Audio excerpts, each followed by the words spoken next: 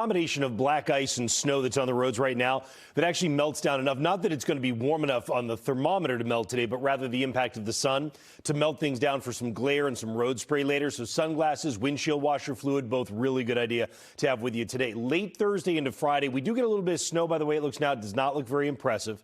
The coldest air of the winter so far is going to arrive as we head into Saturday, which isn't saying a lot given the way this winter has gone, but it will certainly be the coldest air we've had thus far. Temperature's 20 right now in Boston. That may be the high on Saturday. Yeah, so that's the kind of change that comes in, even though it's chilly right now. Wind gusts on the order of 20 and 25 miles per hour, even gusting near 30 at Worcester, and a wind chill at Worcester of 0. Oh, my goodness, 2 below 0. The wind chill at Keene, New Hampshire, 5 above at Boston. This is a bundle-up morning.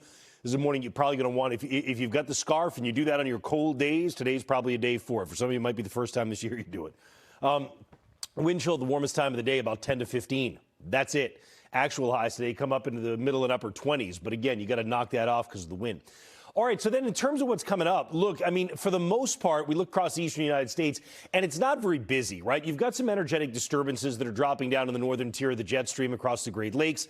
And sure, actually, one of them comes as soon as tomorrow afternoon, evening. But generally, it's just a bunch of cold and relatively dry air that's in place. So the map tomorrow, you can see what I mean about one of those disturbances coming out of the Catskills in New York, coming in across southern New England. So by midday, some snow showers are into Connecticut. And by late day, those may run across southeastern Mass and down to the Cape. That's about it out of that. Friday, a bigger storm organizes to the south, and there had been question early in the week, and particularly over the weekend and last week, how close that storm's going to come. You could see, I mean, the stakes are high. There's a lot of moisture with it. It looks like we don't get into the teeth of this thing. However, admittedly, with an onshore wind Friday coming off the ocean, that'll add some moisture. So that's why I say there probably will be periods of light snow on Friday. Saturday is the day of the real cold air, a lot of clouds, limited sun. Sunday is still pretty chilly, and then the pattern is going to be ready to break. So highs tomorrow, similar to today, maybe a little bit better, coming up near 30 degrees. Again, those scattered snow showers in the afternoon and evening when you get south of the Pike. On Friday, we all have that chance for some periodic light snow. Temperatures near 30, so whatever falls would stick.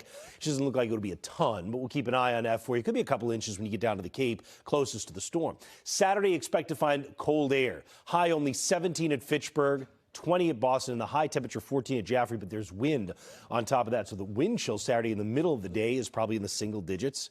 Sunday, you're back up into the 20s, and then you begin a warming trend that takes you out of the cold air, like significantly so, to the tune of like 40s to about 50 degrees by the time we get to the end of that 10-day forecast next week. Very, very different week next week, and frankly, it may stay that way, at least milder than normal, through the end of January, by the way things look right now.